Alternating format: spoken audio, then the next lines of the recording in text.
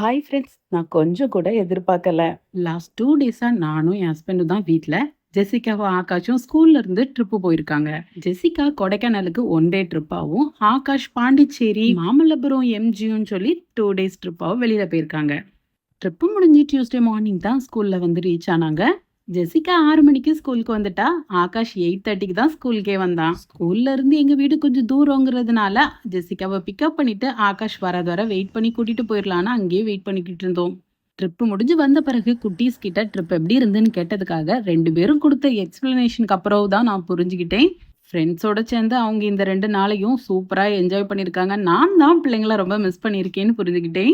2 பேரும் கொண்டு போயிருந்த பாக்கெட் மணில அம்மாக்கு, அப்பாக்கு, தங்கச்சிக்கு, அண்ணனுக்குன்னு சொல்லி மாத்தி மாத்தி ஏகப்பட்ட கிஃப்ட்ஸ் வாங்கிட்டு வந்திருந்தாங்க. என்னதான் ஃப்ரெண்ட்ஸோட 2 நாள் ரொம்ப ஜாலியா என்ஜாய் பண்ணாலும் எங்கள பார்த்ததும் ஓடி வந்து குடுத்த ஹக் உண்மையிலேயே அவ்ளோ ஹாப்பியா இருந்து